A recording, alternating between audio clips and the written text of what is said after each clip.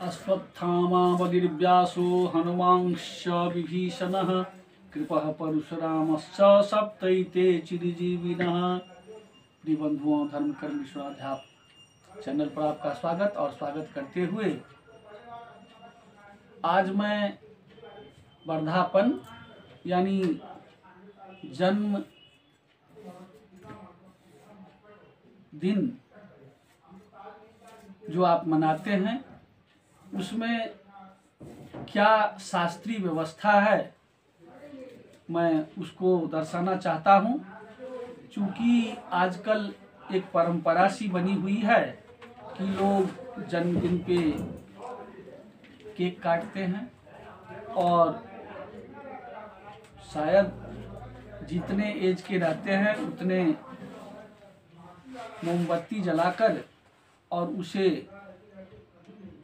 उन व्यक्तियों के द्वारा जिनका जन्मदिन रहता है उसे मुंह से फुकवाते हैं, जो व्यावहारिकता के आधार पे भी उचित नहीं समझ में आ रहा है। चूंकि इसलिए कि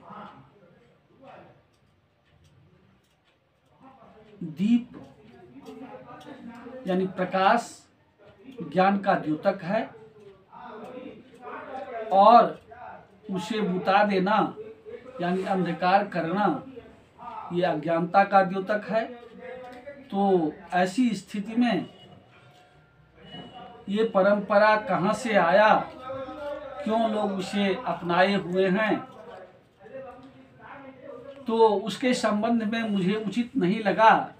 तो मैंने शास्त्रीय व्यवस्थाओं को देखा कि इसमें क्या व्यवस्थाएं दी गई है, तो वही मैं आप लोगों के समक्ष रखना चाहता हूँ।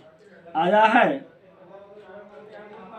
जो भोजराज ने लिखा है कि जो जन्म मासे सुरकर्म यात्राम कर्णस्य वेधाम कुरुते ही वोहात नूनम सरोगम धनपुत्र नाशम प्राप्नोति मूढ़ो वधबंदनानि। यानी जन्म मास में ये सब काम वर्जित किया गया है। क्या क्या? तो क्षौर कर्म यानी आप बाल दाढ़ी नख इत्यादि न जो है कटावें, कर्ण वेदादि भी न करें, क्योंकि ये करने से उन व्यक्तियों को अनेक प्रकार के रोग हो सकते हैं तथा धन पुत्र का नाश होता है। और ऐसे जो मूढ़ यानी अज्ञानी जड़ हैं वो निश्चित रूप से बंधन यानी कारागार में बंद होते हैं। अतः जन्म मास में ये सब वस्तु नहीं करनी चाहिए।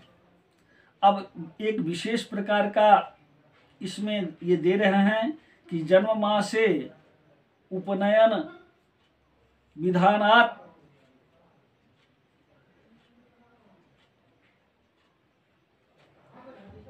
शिखा बपने न दोषम।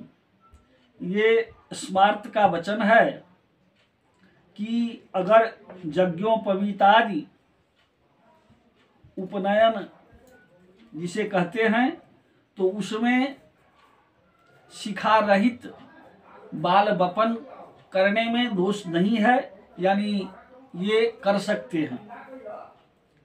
अब क्या करना चाहिए उसके संबंध में कह रहे हैं कि स्नानम दानम तपो विद्या सर्वमंगल्य वर्धनम उद्वाहनश्च कुमारीनाम जन्म मासे प्रशस्यते। ये तो आप समझ गए कि उद्वाहन यानी यज्ञोपवीतादि के बारे में कह रहे हैं और कुंवारी कन्याओं का विवाह भी उसमें प्रशस्त है। अब कह रहे हैं कि तिलोदवर्ती तिलस्नायी तिल होता तिलप्रदः तिलभुक् तिलवापी च खट तिली नावसीदति। यानी जन्म मास में तिल की, जन्मदिन में तिल की विशेषता है कि आप स्नान, दान, तप, विद्याध्ययन, हर तरह के सर्व मंगल वर्धक कर्म विवाहादि जन्म मास में प्रशंसनीय है। ये तो आप समझ गए। अब कह रहे हैं कि तिल का उकटन या तेल लगाना, तिल से स्नान करना, तिल से हवन करना, तिल देना, तिल खाना, तिल बोना, ये जो 6 कर्म दिए गए हैं, ये जन्मदिन में बड़ा ही प्रशस्त होता है। ऐसे व्यक्ति किसी के द्वारा उत्पीड़ित या ऐसे व्यक्तियों को कोई शत्रु नहीं होता है। अतः जन्मदिन में ये करना चाहिए।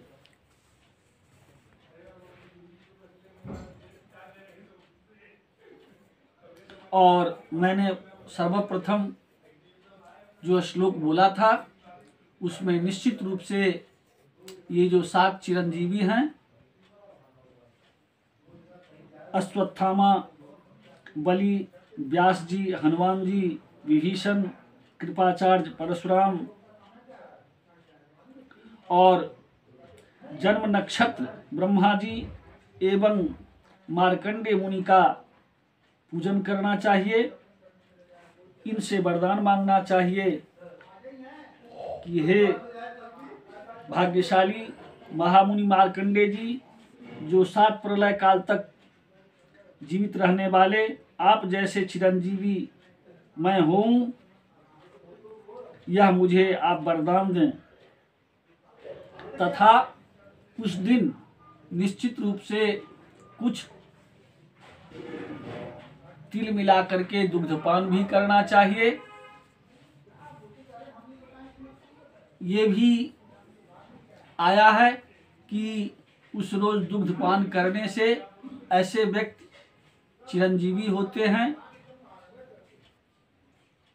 और भी बहुत सारी व्यवस्थाएं दी गई है।